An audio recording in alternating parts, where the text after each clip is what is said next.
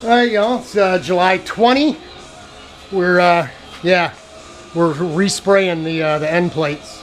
As you saw, the humidity had really played hell with these things, and part of it I think is my fault. It's hot today. It's not nearly as humid as it was the other day, but it's really the same old, same old. You know, I mean, first of all, I should have known. I mean, it's black, so you figure the paint. If you're a painter, you understand high solids and all that kind of stuff. But it's very thin.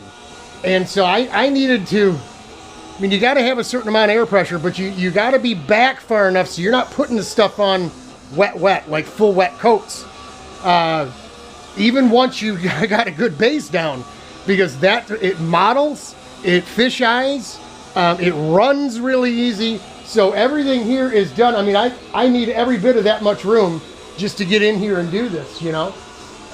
So there you go. I mean, if it gets on too heavy at all, it starts to model and look funny. The nice thing about the dead flat paint is once it's dry and it's all flat, it hides all the sin. It really does. It hides all the mistakes and the flaws. So it's not why I chose it, but at this point, I prayed. I didn't do it the first time. I usually pray and ask God to guide my hand and bless the work of my hands and all that kind of thing. The first time I just threw them up here, wiped them down with Prepsol, and everything went to hell. So yesterday, wet sanding the daylights out of these things got them good and flat and nice.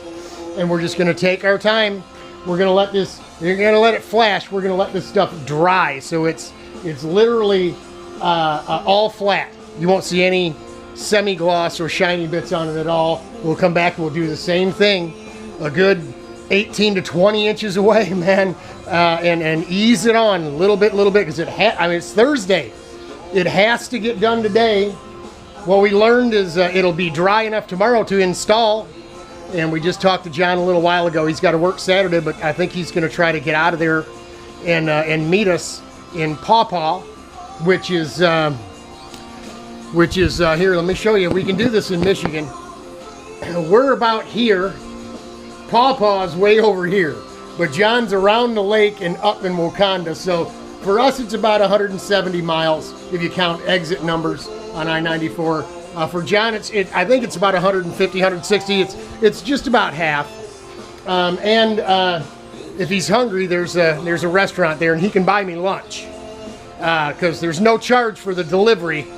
But Big Daddy might be ready for some lunch for dinner by the time we get over there. There's a nice little place called the Copper Kettle or something like that. Or I've done my homework. Of course I have. God bless y'all. Hang in there. We're gonna put some more paint on here slowly, taking our time, and then I'm gonna show you the pretty good idea. Let's be honest, it's a great idea. John gave me an idea of how to make a mounting system to strap the cart down without botching up the bodywork. I was really concerned. I told him, you're gonna have to come all the way over here and pick it up, because I don't want to be responsible for straps cracking the fiberglass or the cart coming loose and bouncing around in the trailer while you're going down the highway, right? So he says, listen, this is what you do, and he explained it to me, and I thought, wow, that is genius. John's got the genius gene too, just like Big Daddy. Hang in there, y'all. Pray.